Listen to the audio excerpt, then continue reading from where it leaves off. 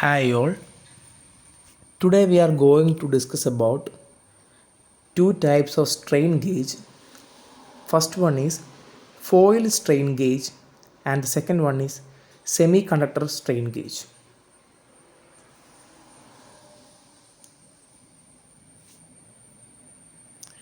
First of all, we can discuss about foil strain gauge. This class of strain gauge is an extension of the resistance wire strain gauge. So we can say that it is one class of resistance strain gauge and it is denoted by foil strain gauge. The strain is sensed with the help of a metal foil in case of a foil strain gauge. The metals and alloys used for the foil and wire are some examples are nichrome, constantan, and the combination of the two, that is nickel plus Cu, which is isoelastic, also is one of the category of metals, which is nichrome plus chromium plus molybdenum, and another example is nickel and platinum. So these are the materials or alloys used for the foil and wire in the foil strain gauge. Foil gauges have a much greater dissipation capacity than wire wound gauges on account of their large surface area for the same volume. For this reason, they can be used for a higher operating temperature range, and also the large surface area of foil gauge leads to better bonding. Foil type strain gauges have similar characteristics to wire strain gauges. Their gauge factors are typically the same. The advantage of foil type strain gauge is that they can be fabricated on a large scale and can be molded into any shape. The foil can also be etched on a carrier. These are some advantages of foil type strain gauge. And next, the etched foil gauge construction consists of first bonding a layer of strain sensitive material to a thin sheet of paper or bakelite. The portion of metal to be used as the wire element is covered with appropriate masking material and an etching solution is applied to the unit. The solution removes that portion of the metal which is not masked, leaving the desired grid structure intact.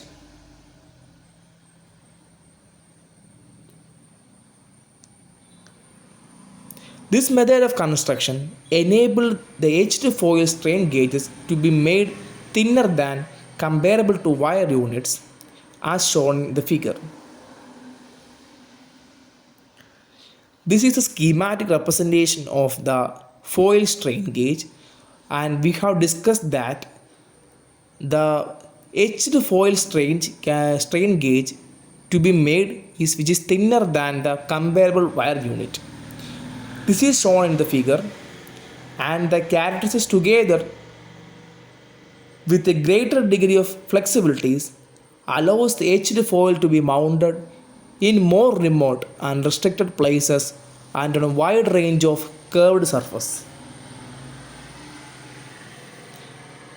The longitudinal sensitivity of the foil gauge is approximately 5% greater than that of similar wire elements. So, the transverse strain sensitivity of this gauge is smaller 1 by 3 to 1 by 2 of similar wire gauges. The hysteresis of the foil gauge is also 1 by 3 to 1 by 2 of a wire strain gauge. And we can say that the term hysteresis as used in strain gauges is defined as follows.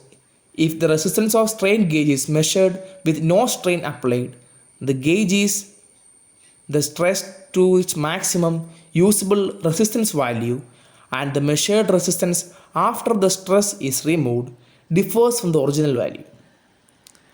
The inability of gauge element to resume the exact physical form it had before being elongated produced the difference in resistance, and this effect is called as the hysteresis.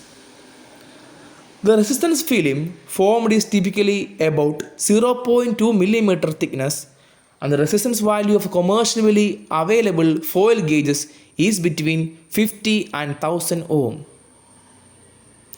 The resistance films are vacuum coated with ceramic film and deposited on plastic backing for insulation.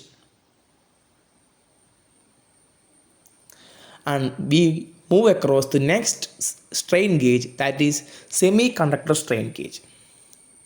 First of all, we can discuss about what is semiconductor strain gauge and its application.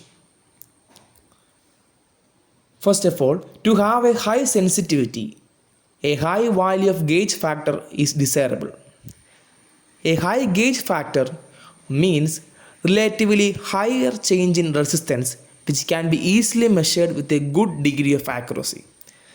This is one condition in which we apply semiconductor strain gauge over any other strain gauge, because they have a high sensitivity and a high value of gauge factor, which is very much desirable to our output. Semiconductor strain gauge are used when a very high gauge factor is required.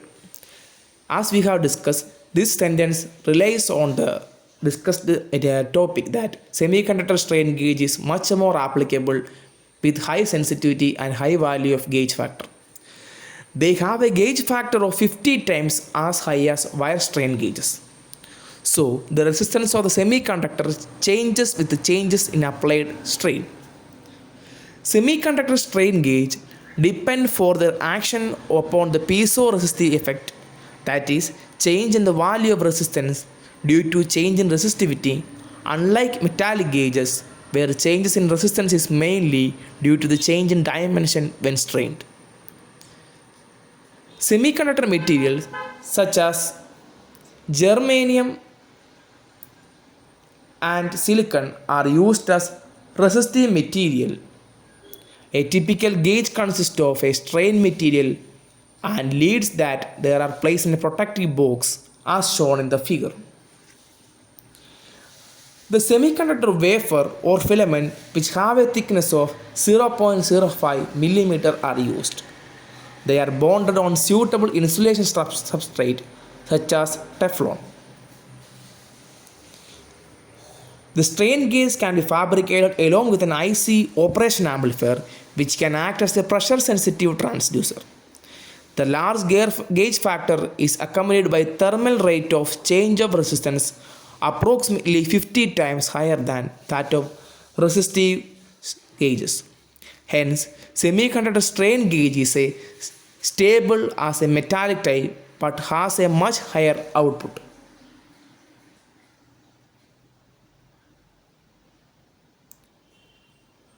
Simple temperature compensation method can be applied to semiconductor strain gauge so that small value of strain, that is micro strains, can also be measured, so that our accuracy of the measurement will be increased and sensitivity of the measurement also can be increased.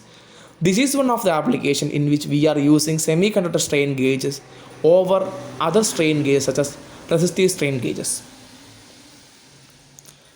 The semiconductor strain gauge has proved itself to be a stable and practical device for the operation with conventional indicating and recording system to measure small strains from 0.1 to 500 microstrain.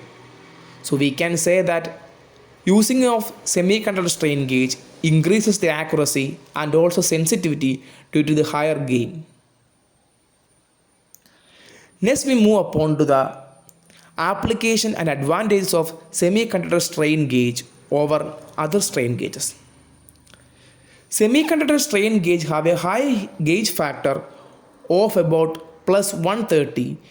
This allows measurement of very small strains of the order of 0.01 microstrain. Hysteresis characteristics of semiconductor strain gauge are excellent, that is less than 0.05 degree.